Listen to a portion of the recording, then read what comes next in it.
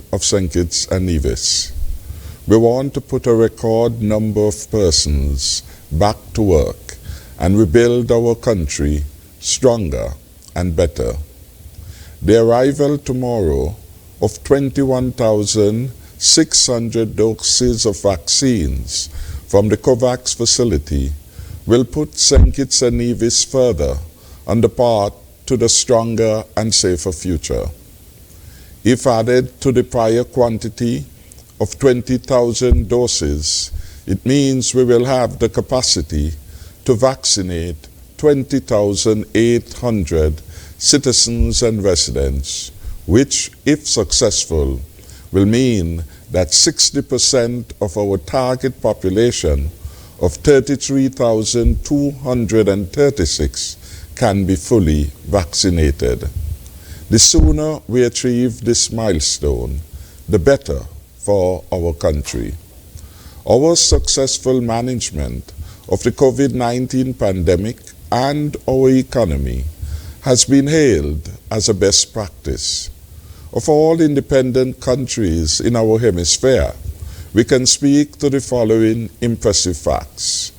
We have the lowest number of confirmed COVID-19 cases. Our health system is functioning well. We have excess capacity in our hospitals, and our health centers continue to provide regular primary health care services. Our courageous actions and the implementation of a Life First strategy have led consistently to coherent action on all matters. We have done it the right way, for the right reasons, and at the right time, every time. We have no deaths, not one. We have kept our people so very safe. To God we give thanks and praise. 5 months after opening up our borders, we have successfully managed to contain the virus. We have no clusters or community spread. Several countries in the region, unfortunately, are challenged by serious cluster and community spread. We were among the first to pay in advance to procure vaccines. We did this because our people's health, well-being, and lives mattered most. Our early engagement in the COVAX facility assured us access to 21,600 doses of vaccines. Tomorrow we expect to receive these doses after many delays due to vaccine shortage globally and supply chain challenges. I commend all who have intervened to ensure the imminent arrival of these vaccines. I recognize the efforts of our Health Minister, the Honorable Akila Byron Nisbet, and the Ministry of Health in general, and the Permanent Secretary, Mrs. Dolores Harris, in particular, for the necessary follow-up actions on this matter. Through our bilateral diplomacy at the highest levels of government, we secured 20,000 doses of the AstraZeneca vaccine ahead of the arrival of the COVAX supplies. We are among some of the best performers in the world in our vaccination rollout. We started on the 22nd February 2021, and in less than 7 weeks, we have vaccinated nearly 10,000 persons and will soon inoculate about a third of our target population of 33,236 persons. My heartiest commendations to all who have taken time to get vaccinated. More than 665 million doses of vaccines have been administered across the world through 151 countries, according to data collected by the New York Times as of April the 4th. COVID-19 had brought us the opportunity of developing a new industry, to wit, the film industry. Starting with Below Deck at Park Hyatt and now MSR Productions in 2021, we are expected to have 7 movies made in our federation. Our young people, engaged in videography, photography, stage management, event planning, tours, catering, etc., are the main beneficiaries of the jobs, the income, and talent development which will flow from having these movies being made here. In spite of the devastating impact of COVID-19 and global tourism, confidence in our tourism product remains high. About 5 hotels will be open this year, should all go well. A luxury villa development has recently started at Frigate Bay, and a condo development is expected to get started. Our manufacturing sector is rebounding. The majority of workers have returned to their jobs at Cajola Cristado, Jaro, St. Kitts Bush, Carib Breweries, etc. Exports for the first quarter of 2021 are 12% higher than those of the first quarter of 2020, according to reports from our Comptroller of Customs. Our first homeowners mortgage program continues to grow as more persons seek to get their first home, facilitated by significant duty-free concessions. For the period January to December 2020, 151 applicants were approved.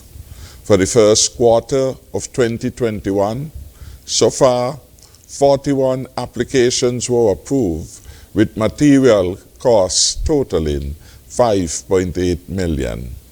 We are on track to record the largest approvals under this program for the last 6 years.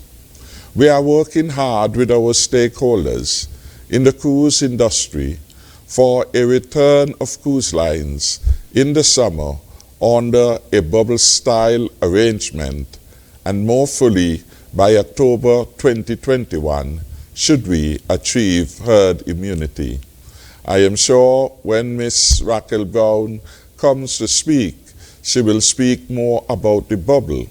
Importantly, the first batch of tourists who we are intended to receive must be and will be fully vaccinated. It therefore behoves those who are in the sector to ensure that their frontline and indeed all of their employees are vaccinated if they are to be allowed to participate in the return of the cruise ships to St. Kitts and Nevis. How soon the return to normal? I am frequently asked. I can say that we have embarked on the road to recovery. How quickly we get there depends on you, our citizens and residents, moving quickly to take your vaccine while we have vaccines in stock. I am looking forward to our being able, for example, to host music festival in some form, but that depends on how quickly you get vaccinated. I am looking forward to see 1,400 young explorers on parade on Independence Day 2021.